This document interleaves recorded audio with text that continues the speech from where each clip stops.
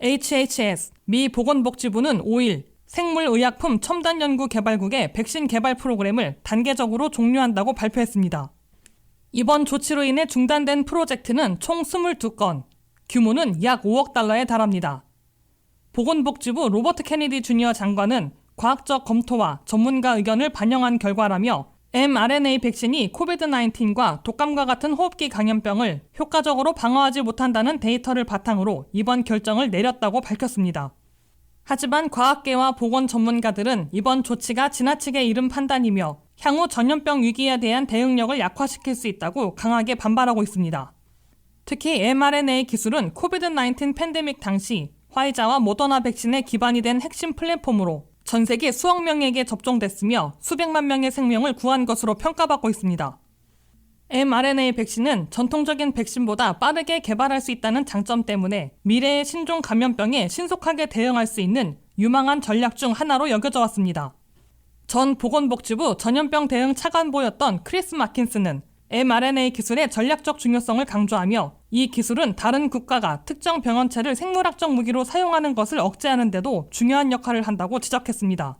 그는 이번 투자가 중단될 경우 국가 안보마저 취약해질 수 있다고 경고했습니다. 실제로 mRNA 백신은 코비드-19뿐 아니라 조류 인플루엔자, 라사열, 에볼라 같은 고위험 바이러스에도 빠르게 대응할 수 있는 기술로 주목받아 왔습니다.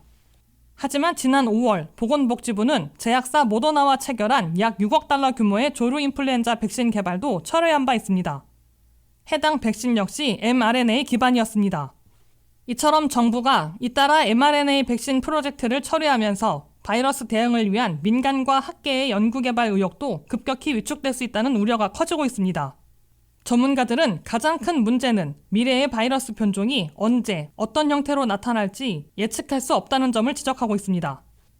과거의 사례를 보면 사스, 메르스, 코비드-19 등 새로운 호흡기 바이러스는 약 10에서 20년 주기로 등장했으며 그 양상과 전파력, 치명률은 모두 예측을 뛰어넘었습니다. 이처럼 예측 불가능한 감염병 시대에 정부 차원의 백신 연구 투자가 중단되면 향후 유행할 수 있는 변종 바이러스에 대해 선제적 대응이 불가능해지고 백신 개발은 다시 초기 단계에서부터 출발해야 할 위험이 있습니다. 또한 백신 개발의 특성상 민간 기업은 불확실성이 높은 고위험 감염병에 대해 자발적으로 연구비를 투자하기 어렵습니다. 따라서 정부의 역할은 단순한 자금 지원을 넘어 공공방역 시스템의 주축으로 작동하는 것이 필수적입니다. 보건복지부는 이번 발표와 함께 국민 모두를 위한 안전하고 효과적인 백신을 지지한다고 밝히며 기존 mRNA 기술을 넘어 더 나은 해결책에 투자하겠다고 설명했습니다. 그러나 더 나은 해결책이 언제 어떻게 확보될 수 있을지는 여전히 불투명한 상황입니다. WKTV 뉴스 안혜린입니다.